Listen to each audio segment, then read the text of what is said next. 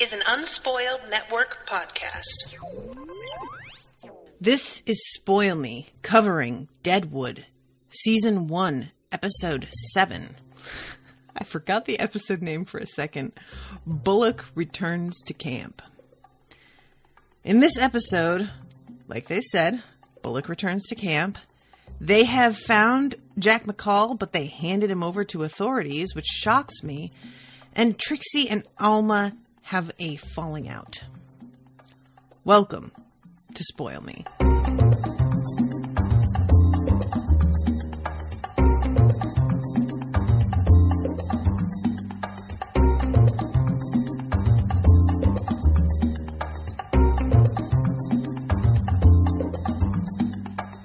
Welcome to the show, everybody. I am Natasha. Many thanks to Patrick for commissioning this episode. And this episode, this is one that really took a step outside of what I thought the show was going to be, if that makes sense. First of all, we have the whole thing with like Bullock and Utter teaming up here. And of course, I'm expecting that they're going to like beat the shit out of Jack McCall and it's going to be this big fucking gunfight thing. And that is not it at all. They handle this as professionally is the kind of the word I want, as they can, which I didn't expect because this did not feel like really what it comes down to is they're handing him over to actual like authorities in the hopes that he's going to get a proper trial and be found guilty with them when they did not get that the first time. And it displays a certain amount of faith in a system that it's granted not the system that the first trial was based on, because that whole system was like, it was something that was just thrown together because the camp is not under any sort of authority. So I guess they're assuming that if it's an actual judgment system, he will be treated the way he should have been treated. But that's still a kind of faith in things that I didn't expect to see from Bullock, especially. From Utter, I could see it. But from Bullock, the fact that he felt the need to do that was really surprising. And I know that the Reverend later is like very proud of him. And there's a part of me that feels like almost gratified because I like the Reverend so much. I'm so pleased that the show has given us a religious figure that I like, because that is such a rare thing. They're often played for either straight up laughs or as villains or as at least being like a pain in the ass, if not an outright villain. And while the Reverend, one could argue, is still a pain in the ass, it's in such a good-hearted, gentle way that I don't hold it against him at all. And it, in fact, makes me like kind of side-eye Seth for how angry he gets. So yeah, kind of a little bit like, oh, look at how happy the Reverend is that he didn't kill this guy out of hand, that he didn't just murder a man. And I sort of find that touching, you know? So anyway, and then guys, Veronica Mars is here. Do you know how long it took me to recognize her? Like Kirsten Bell? Is it Kirsten or Kristen Bell? I kept looking at her face and just being like, what is with this girl? Who is this? I feel like I know who this is. But they really go out of their way to not like make her look like she's got a lot of makeup on. And at one point when she first shows up, she's even a little bit dirty, and it gives her this like sort of sallow look that she never has in anything. You know, she's a really pretty woman, and it doesn't take very much to make her look amazing. And everything that I've ever seen her in, they make sure to make her look amazing.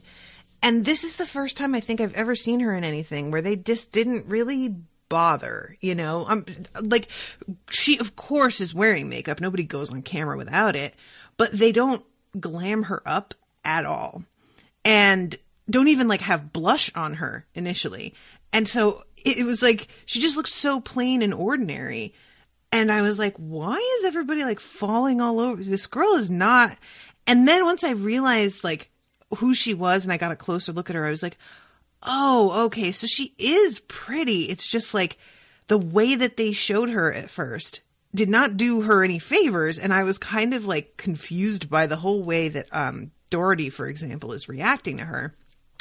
And we will talk about that whole thing.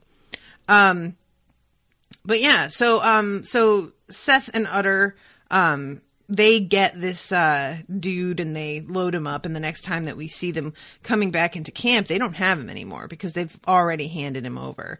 And that is just like dealt with in such a sort of like, the fact that handing him over to the authorities is done off camera, I find really interesting, because the whole thing, like the whole episode where Wild Bill actually was killed, like the last, full 10 minutes of it practically were focused on this guy and him obviously like trying to work up the nerve to go and shoot the dude, and then him running and people catching him and everybody hearing the news.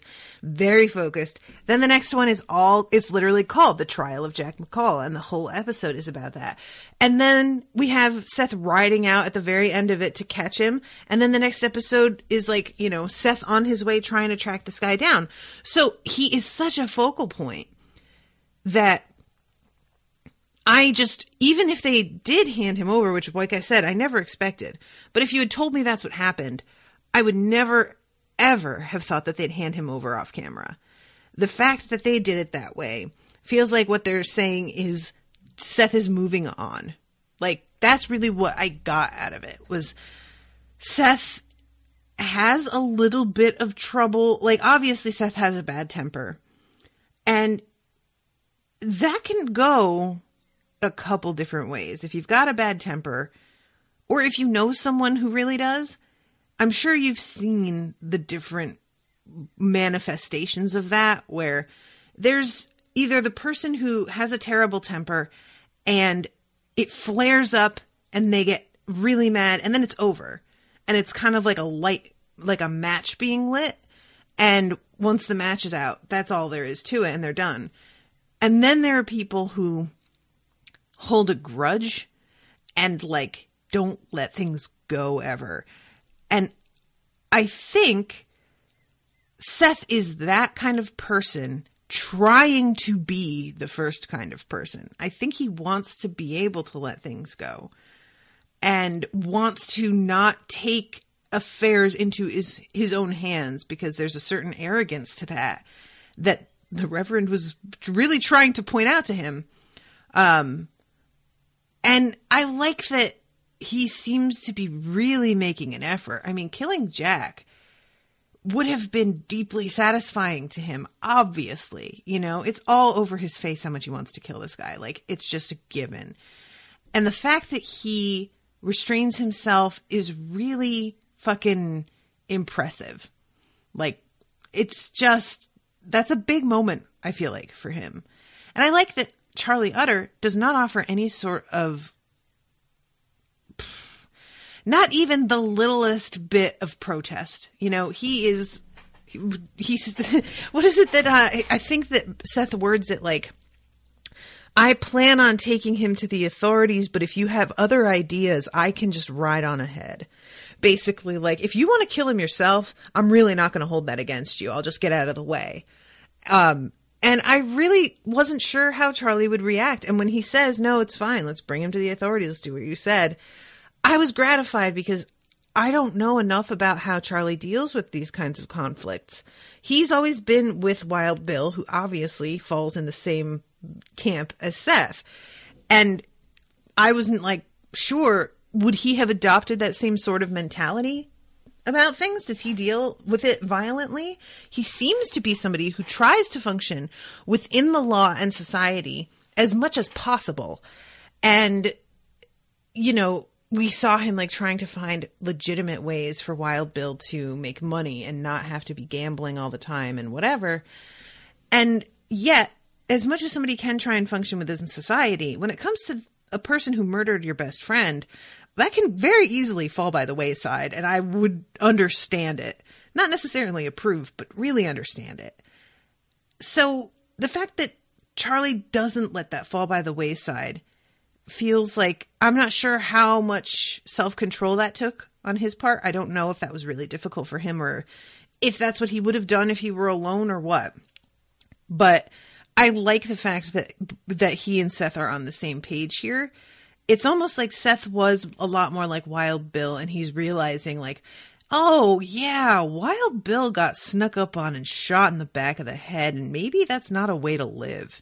Maybe I need to rein it in a little bit and try and be a little bit more like Charlie Utter. I don't think that he's had that thought consciously, but I wouldn't be surprised if there's a bit of that, because, I mean, there are moments in everyone's lives, I think, where we meet somebody who we have a lot in common with and realize that we are a lot like and our minds work the same way. And we look at how that person is living and decide whether this is what we want or not. And it's never necessarily a fair one-to-one comparison, but sometimes meeting somebody like that and seeing where they wound up can really give you some insight into like the long-term consequences of making certain types of choices. And that may be like, it might be a good thing. You might see like, oh, actually, if I kept up with this other thing and was a little bit more like aggressive with it, even, it could turn into a really good thing for me. Or, oh, this is actually real destructive in the long term and I don't want this at all. So anyway, let's talk about this pair that shows up. So it's allegedly brother and sister, Flora and Miles. And they are very young. You know, he looks like he's like 18. She's like 17. And they are, I'm looking at her now and like, yeah, I just did not recognize her. She's all dirty. She's dirty in a way too that almost looks like she's got like 5 o'clock shadow specifically. But they're allegedly looking for their father, who got separated from them somehow. And there is a really weird, creepy like moment where she's like looking at this photo and showing Dorothy who her dad is. And he like kind of comes up behind her and puts his hand gently over her hand as if to sort of like come on to her. But then later, when another man is looking at her in precisely the same way that Dan was looking at her, he loses his mind. And so what is going on there? Like, there's a protective streak in him with her that feels almost paternal, but then he obviously has lustful feelings towards her as well. And I can't help but think that him killing that guy is a sort of self-loathing thing. Like, he's really judging himself for being attracted to her at all. And granted, she is very young, but I think technically in this era, like, I don't like to do the in this era, but, you know, she's 17, 18 years old. Like, she's an adult, really. And it's not such a terrible thing. And the fact that he's yelling at this dude as he kills him, you want to look at little girls like that? I'm like, she's not a little girl, though. It's not like she's 15 or 12. And I can't tell what's going on in Dorothy's head there. If it's like he is judging himself for being attracted to her, and so he's judging anyone else who is as open about it with a lot more harshness. Or if he sort of like came onto her in this moment and then realized how young she was sort of belatedly and decided to be protective of her instead. Or if he's just using the fact that like she's so young as a means of being defensive of her because he's not actually with her. And so that's the only excuse that he can have to keep other men away from her because he doesn't want her getting involved with anybody but him. And that's the only way that he knows how to keep men away. Maybe that. But it's a really lovely moment because when you first watch it, you're just kind of like, dude, what are you doing? Like, don't be creepy. And how is she not noticing how creepy he is? And she really seems to not see it. She seems to be very innocent of it. But then you find out later that she's a con artist and she totally knows what she's doing. She's just an excellent actress and 100% is playing everybody. And that is so exciting to me. I am thrilled by it because, you know, you just start off thinking like, oh, here comes a story of a girl who's like under hard times and having to resort to doing whatever she can to survive and being corrupted by this like bullshit camp full of bad people. And this is a story we've seen so many times before. And for it to be her playing everyone else and apparently even succeeding in playing Al, I was like, well, first of all, be fucking careful, honey. I hope you know who you're dealing with. But second of all, do it. Yes, please. I hope that you do this. I have to just a quick aside here. There's a podcast that I love called Complete Guide to Everything. And they talk about a different subject every week. And what they do a segment called Tim and Tom Solve Your Problems, where people write in with advice questions. And the two men hosting it they kind of give like real advice at the end, but initially they just give really bad, like kind of fake advice. And yet there was one that a woman wrote in and they took it seriously immediately out of the gate and never gave her a fake answer. And I was so gratified because it was a young woman writing in saying, I am on my own. I don't have family to depend on, really. I'm in college. I need money. And I've been thinking about signing up for one of those websites where you're basically like a sugar baby and you date men in exchange for money. Basically, it's like prostitution without necessarily involving sex. It's a companion service. And I decide if I want to add sex into the equation. And I'm deciding whether or not I want to do this. And what do you two think? And I am a very like sex work positive person. I feel like sex work should be legalized and made safe. I think it's always going to exist, and to pretend it won't is ridiculous. And I think that not having it be legal leaves sex workers at this huge disadvantage and very vulnerable. So I was really like kind of waiting for their opinion on this with bated breath because I was afraid they were going to like say something that would make me go, shit, I really like you guys. Don't do this. Instead, they start off with like, Tim's like, first of all, I think you should do whatever you want. If this is what you want to do and you're going to be able to make money at it, the main thing that I'm concerned about is you being safe. And Tom chimes in and is like, yeah, that's my main thing too, because men are terrible. They're real bad. So just be super, super careful about how you do this and meeting in public places and telling people where you're going to be and all this stuff. And Tim is like, yeah, totally in agreement. And then there's a pause, and then Tim says, now, if you make sure of all of that and you're safe and this is what you want to be doing, bleed those fuckers dry. And he says it with dead seriousness. Just like, fuck them. He's like, take them for all they're worth. Screw it. And I could not stop laughing because honestly, that's really what it comes down to for me. If somebody's going to fucking pay you, why not?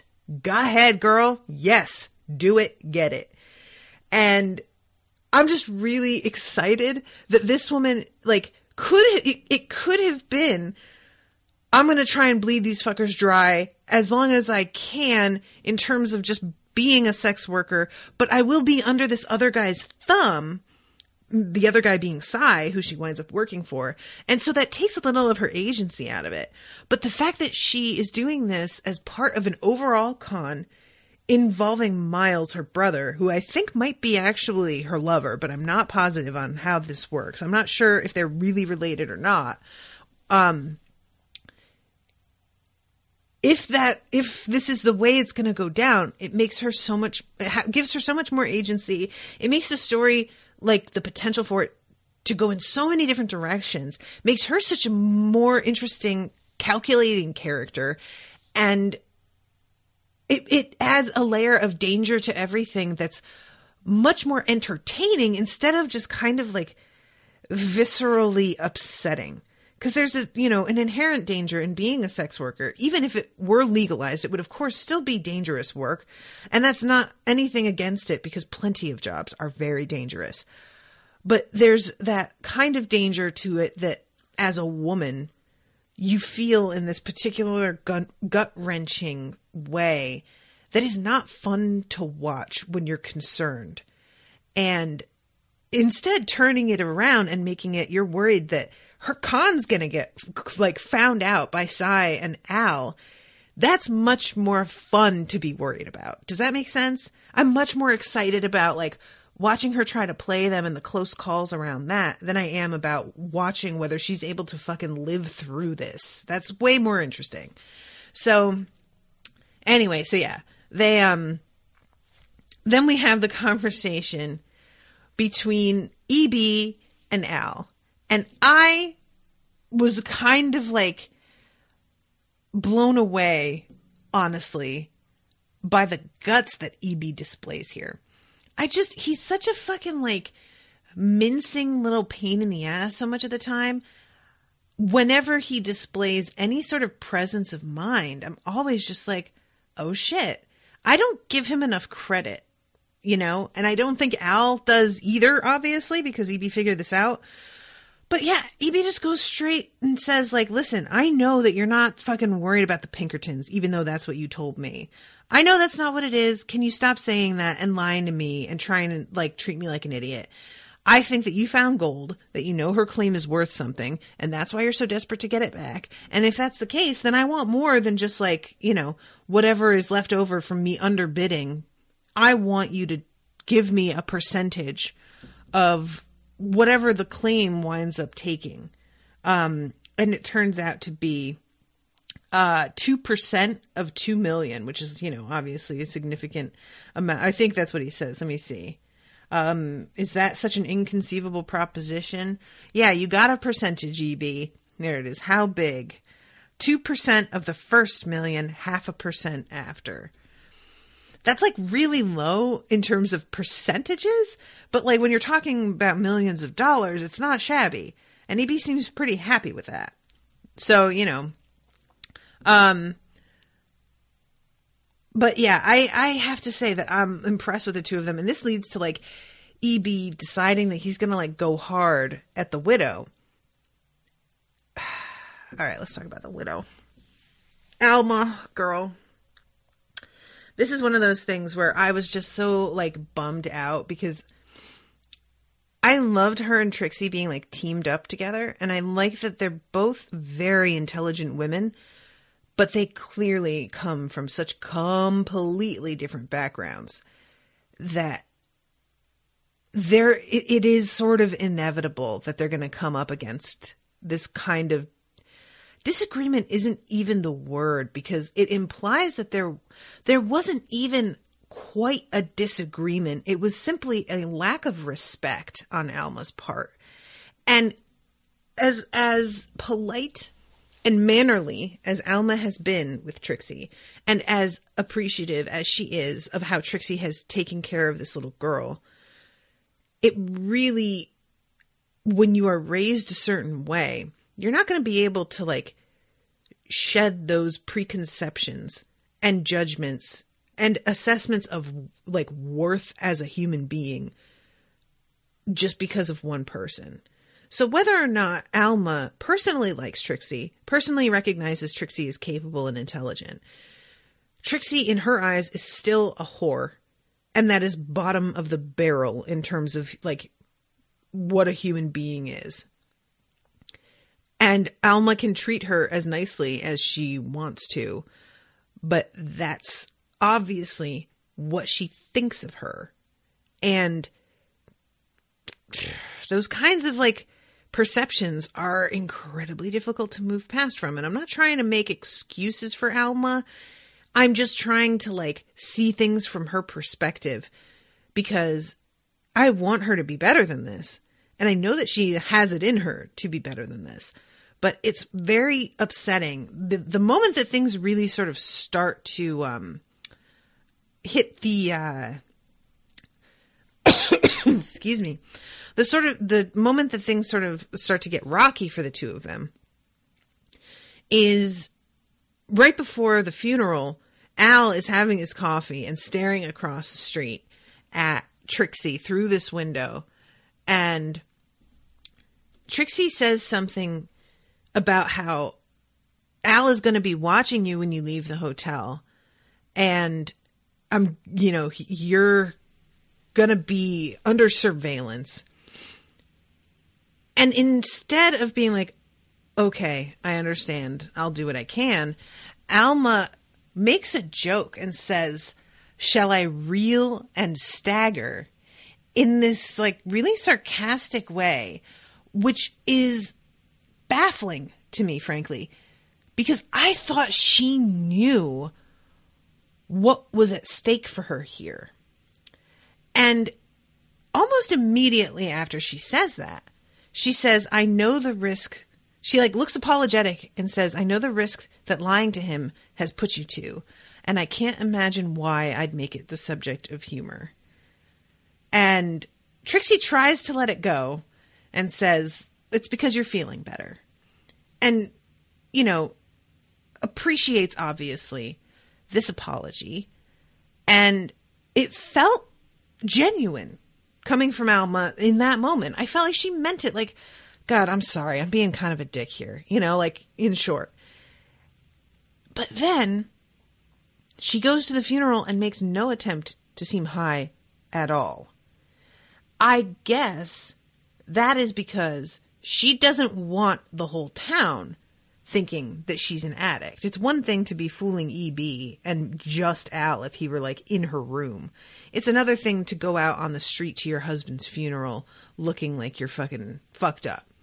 So I think it comes down to a pride thing. But she doesn't take it seriously enough.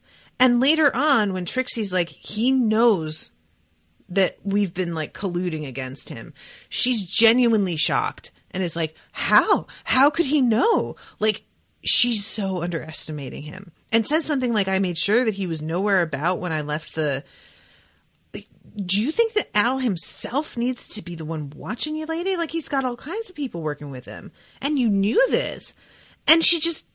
The fact that she underestimates the danger is so frustrating because I really thought she got it. I really did. And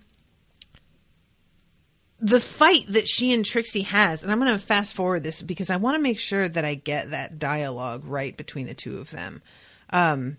Because Trixie gets so frustrated and obviously has been like, I don't even want to say holding her tongue because that implies that they have had these kinds of run-ins a few times and Trixie just hasn't said anything. And I don't feel like that's exactly true. It just seems like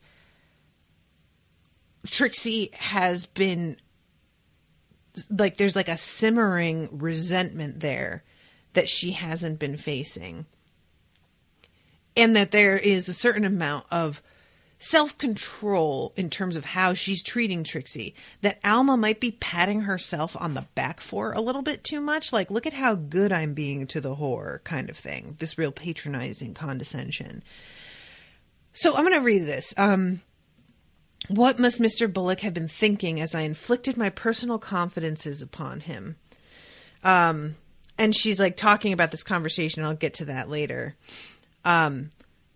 Trixie says, I have to go back to the gem. And Alma is surprised by this. He's waiting for me now to tell him yours and Mr. Bullock's thinking about selling the clay. Excuse me. I have the hiccups. I don't know why. And I won't be able to lie to him anymore. The next lie that I tell him will be my last. So I better just get back there. And this is her being, he's discovered our deception? How?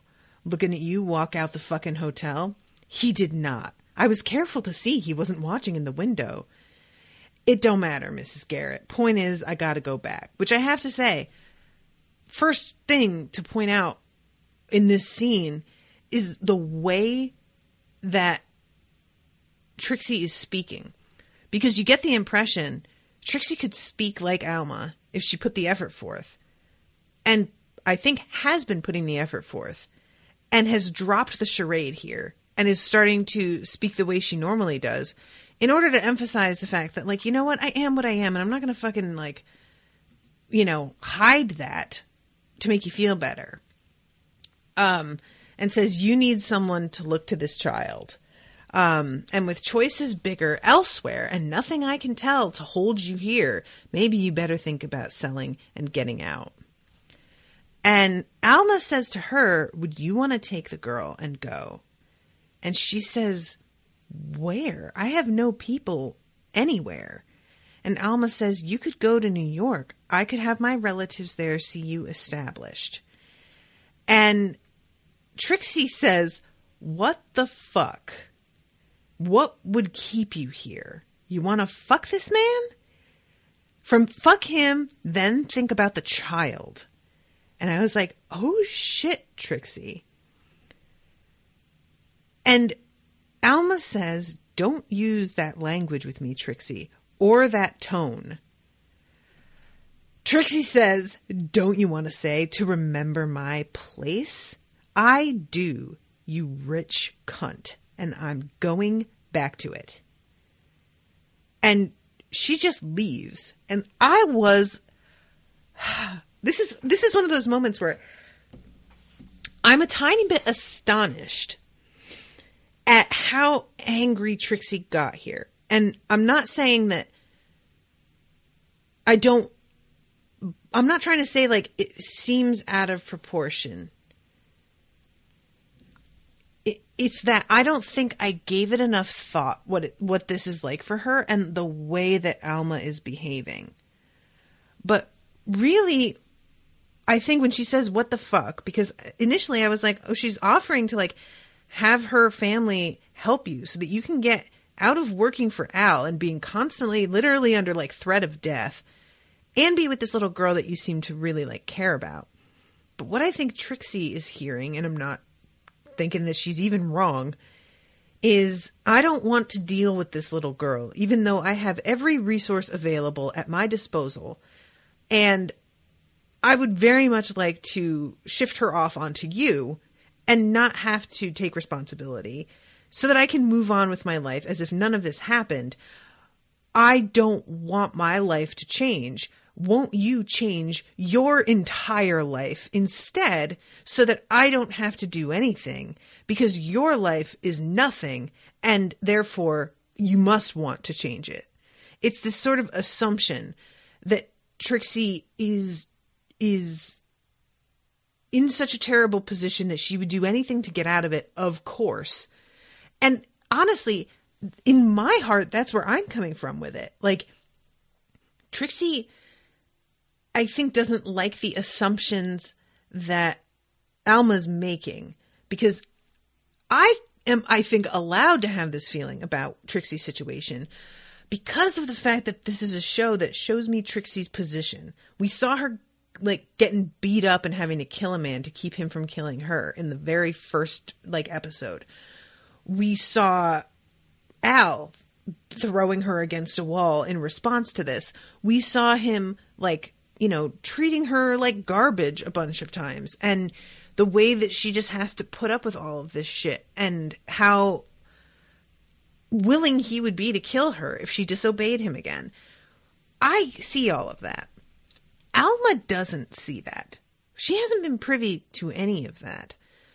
So all she knows is that Trixie is a whore, and obviously you'd want to do anything else because this is no kind of life. And I think Trixie really resents that attitude about her life, that there's an inherent superiority to it, like that just is very insulting. So like, I get that, and I don't disagree with her, but the way that she really snaps here was very surprising to me. I didn't think that this would be enough for her to sever ties completely. But you know what? She really did put herself completely on the line for the sake of this woman to get her off drugs. And now this woman can't even like take it seriously and put forth the effort to pretend to be high to like save Trixie's ass. She's not asking that much. So you know, this like doe-eyed, how could he possibly know when you're not making an effort? Of course he knows, is just probably really insulting, you know, and implies that like she thought Trixie was overreacting earlier and that she never really took it seriously and was just sort of humoring her to begin with. So what I'm saying is that I was really surprised at Trixie's reaction initially. And then the more that I thought it over, I was kind of like, no, I guess I do see where she's coming from. It's just, I'm so afraid for her. And I do have an insight into what she's actually dealing with, that I tend to take Alma's point of view, you know? But yeah, it's just, it's a bummer because I want these two women to team up and be friends. I'm really glad at least that Alma is like not high anymore. And she seems to be much healthier, but also I've found it compelling that Trixie is just like, oh, so you want to fuck Seth Bullock?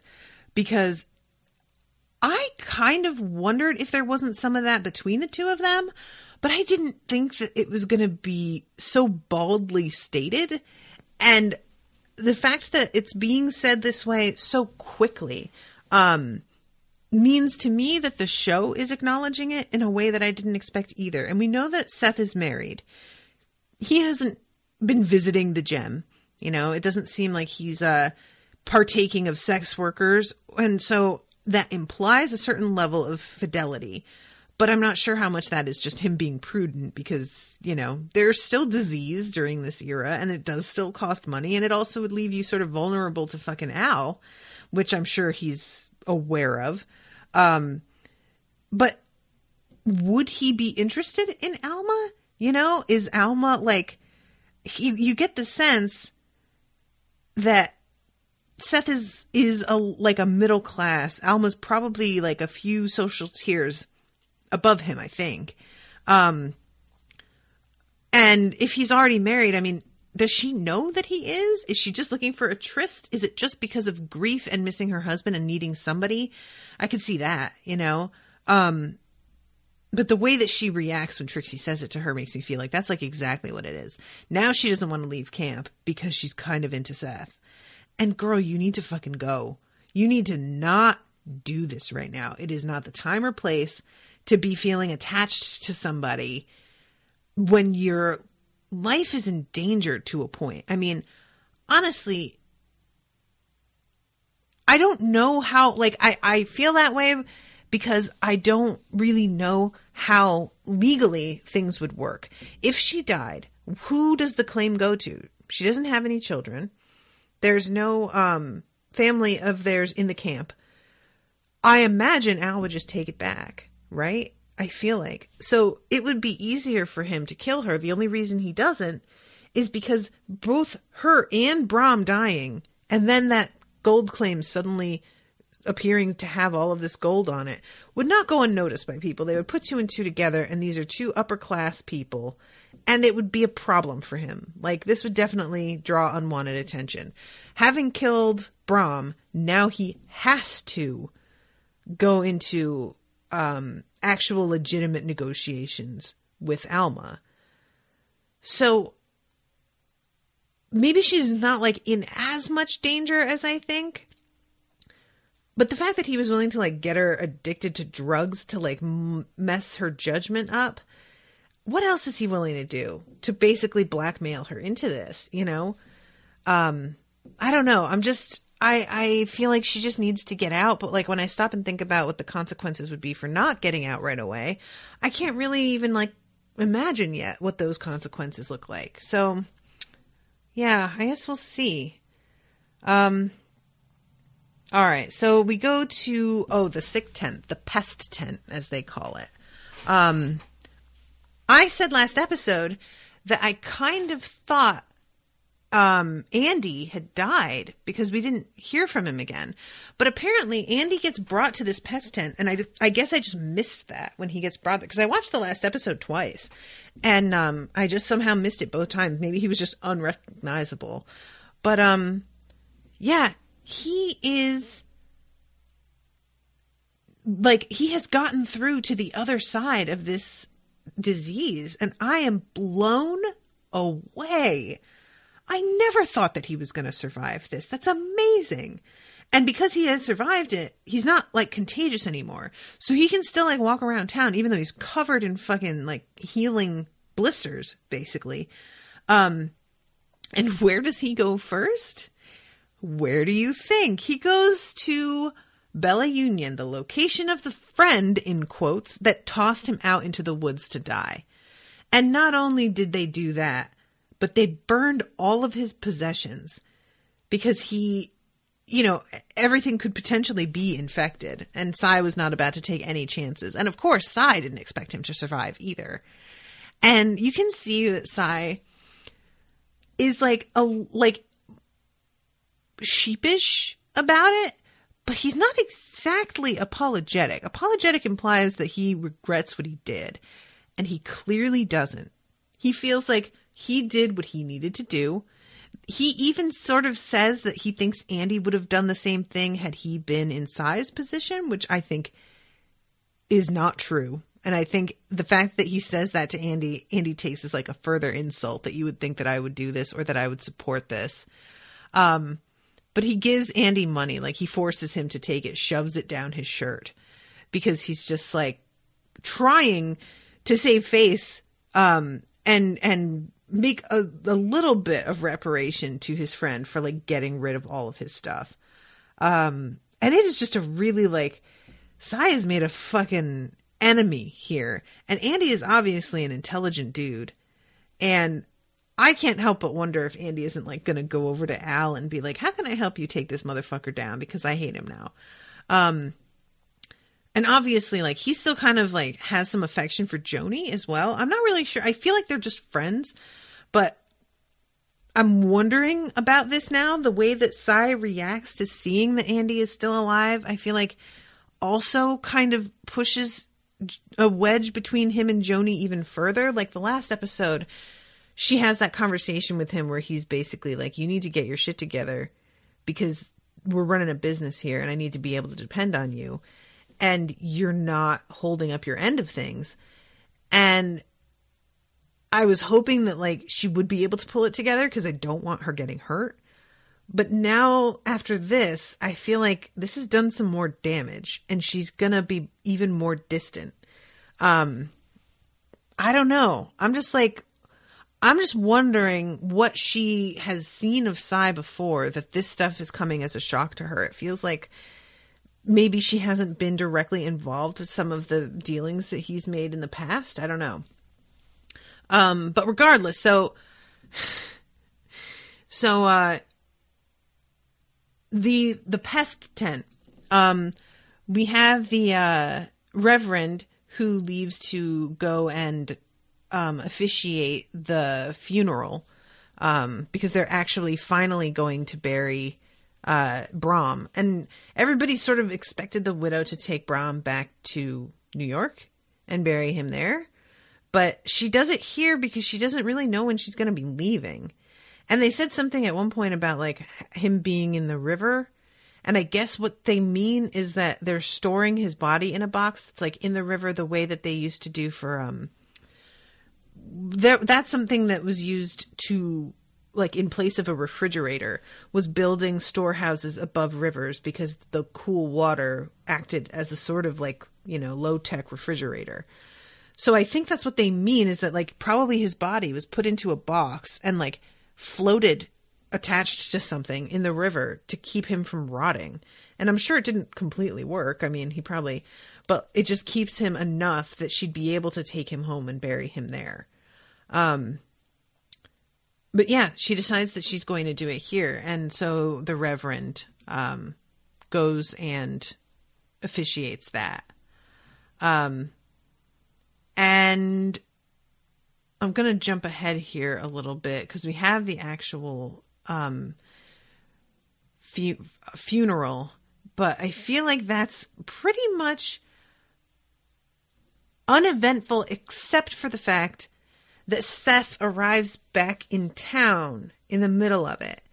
And when E.B. sees Seth, he literally interrupts the widow's funeral to try and get her to make a decision on the claim in that moment, which is one of those scenes that you just cringe so badly, because E.B. is obviously desperate, and he like has this vested interest now because he was promised a percentage in her selling it, but there is no time, and yet there's no way she's going to say yes now in the middle of her husband's funeral. That's not going to predispose her to want to go into business with you. Or go into business with you is like too strong a word. It implies they'd be partners, but it's certainly not going to make her want to conduct business with you. And I just get so frustrated with him in this scene, and the way that she's finally like, you need to stop talking to me. I was like, yeah, you know what? You really do, dude. Like, come on.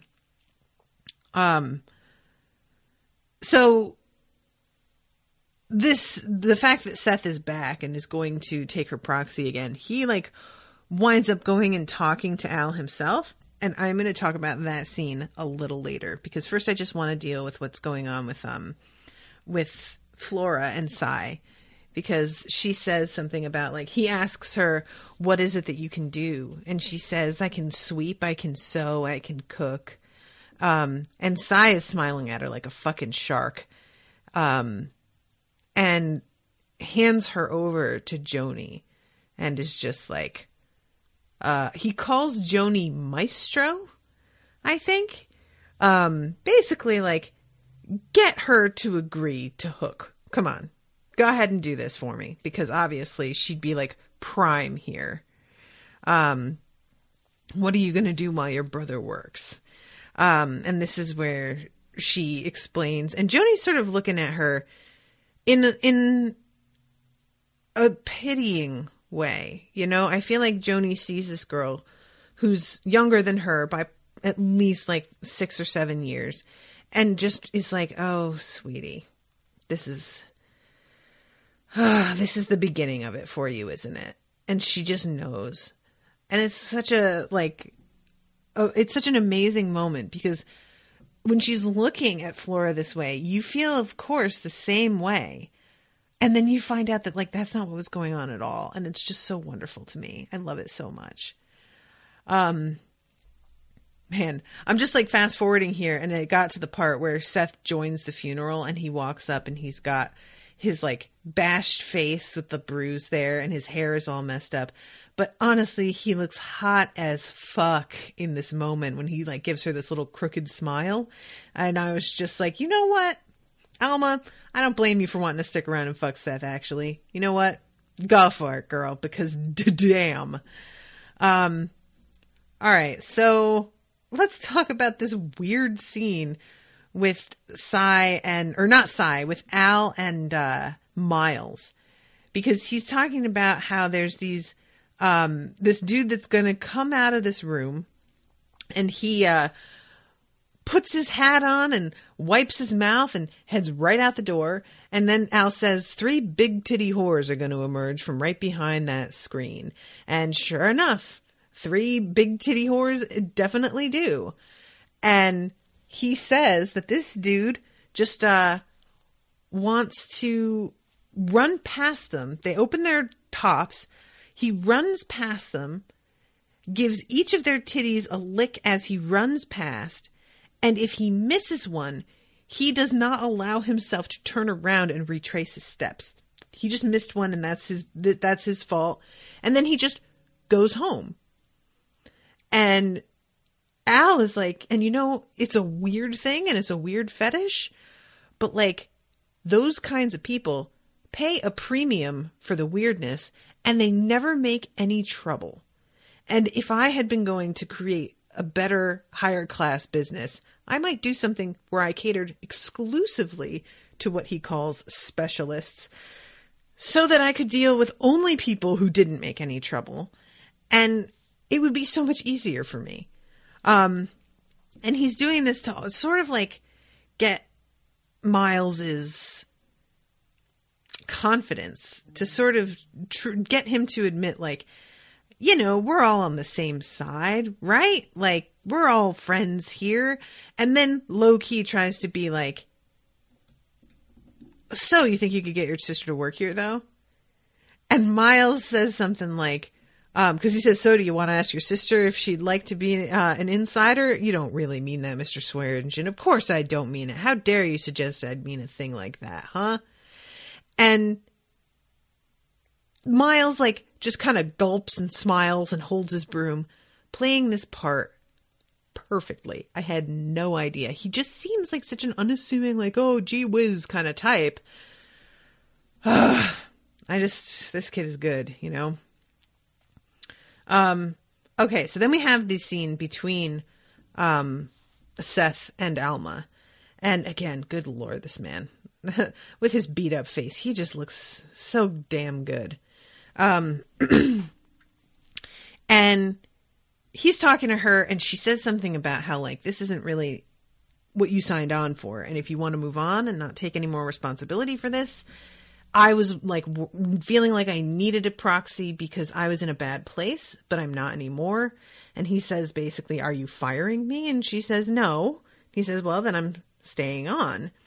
And that thing that she said earlier that I was talking about to Trixie about, like, how could I have told him all of this stuff?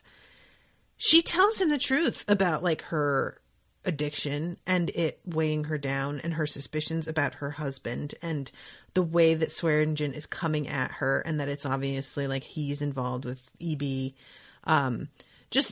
She tells him everything, and he gets a look on his face like he's just really surprised that she's telling him this.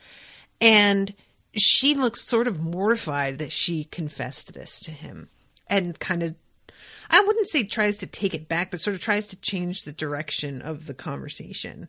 And yeah, tells him that, like, EB came at her at the funeral, raised his offer by like $7,000 and gave her 24 hours to give him an answer. And he's like, yeah, that feels like they're coming at you really hard. So obviously something's going on. Guys, I can't deal with how good he looks in this scene. Like, I'm watching this as I'm talking to you all about it, and it's fucking distracting me because Jesus Christ, what is it about men who look like they've been in fights? I hate that I like that, but I really like it a lot. I mean, I love watching movies about boxers and shit because of that too. Jesus Christ, though. Oh, I almost forgot to fucking talk about Saul Starr, and him being, like, totally into Trixie. Hello? This is adorable, and I ship this very, very hard.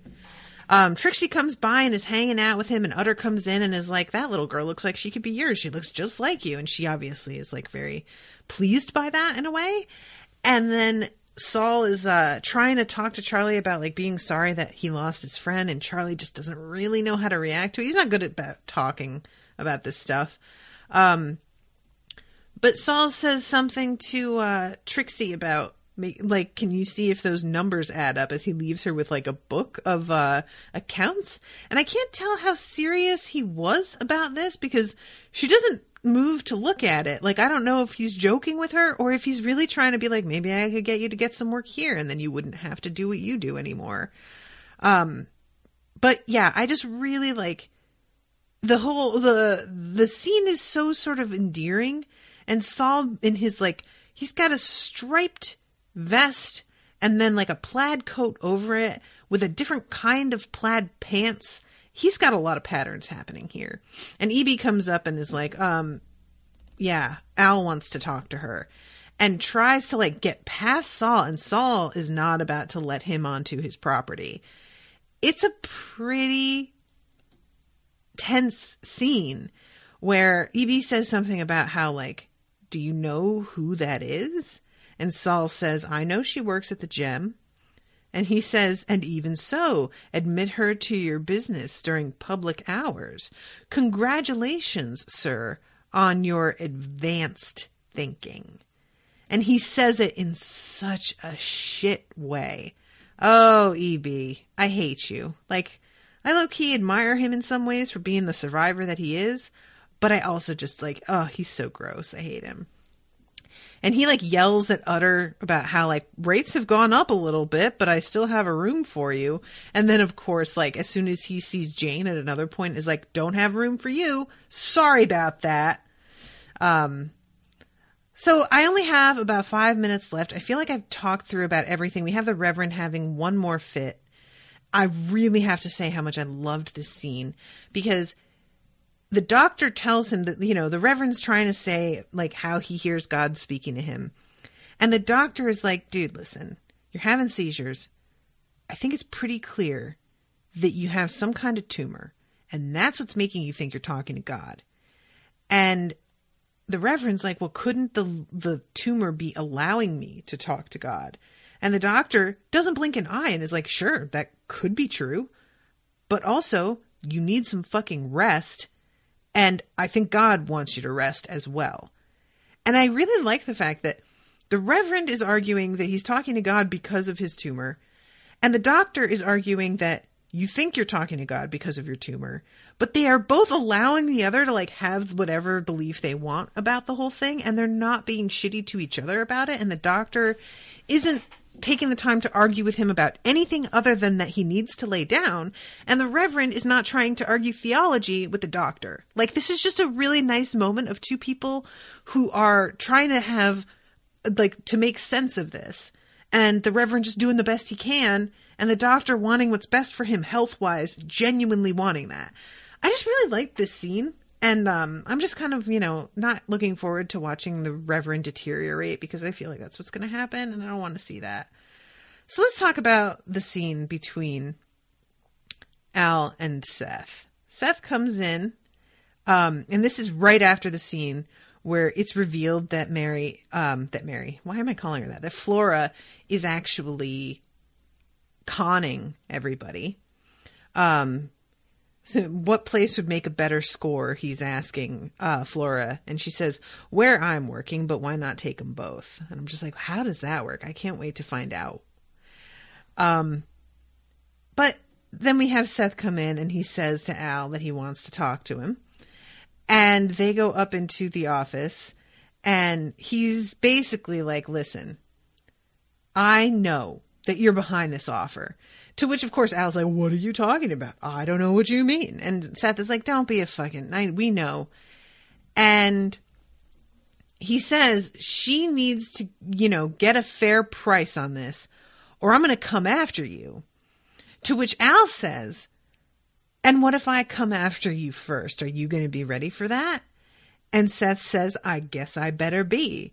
And Al says, then close your fucking store, because being ready for me will take care of your waking hours. And you better have someone to hand the task off to when you close your fucking eyes.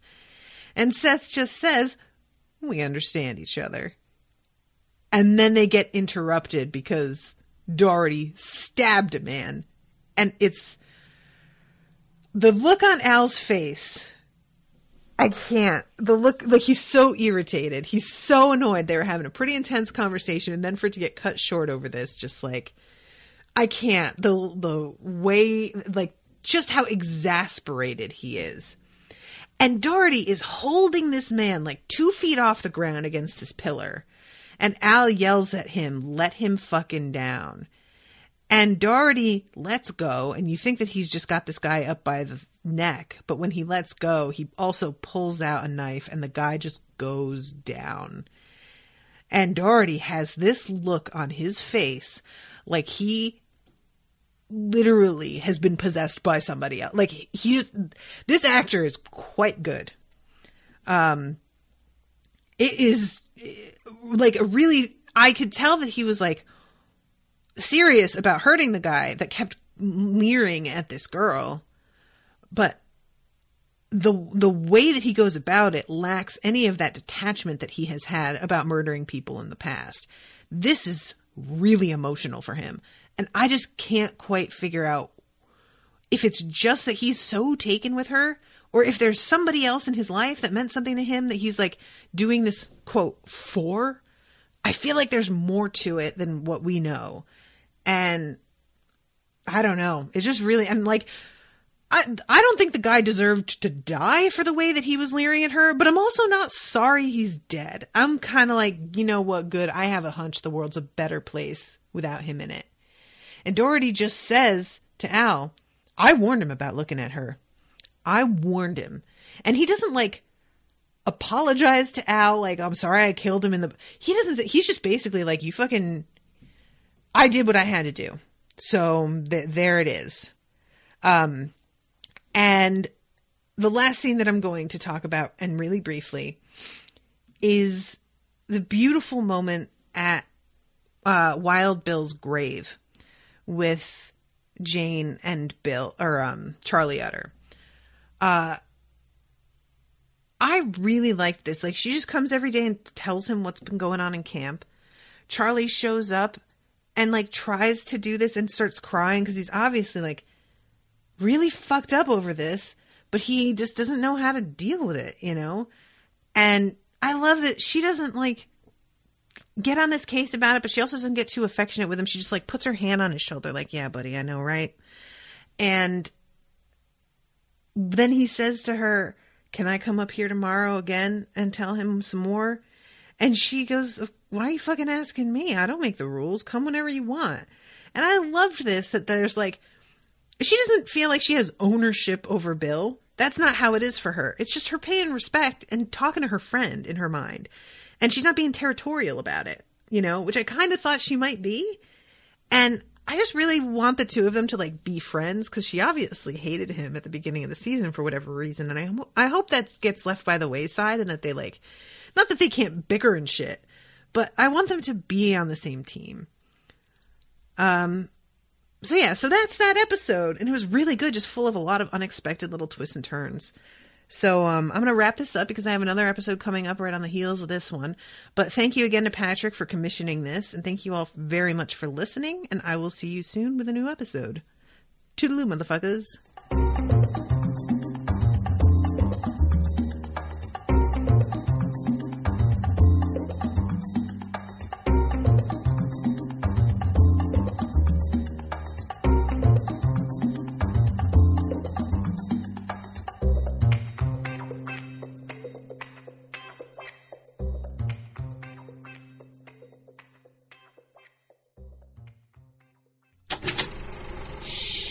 That was an Unspoiled Network podcast.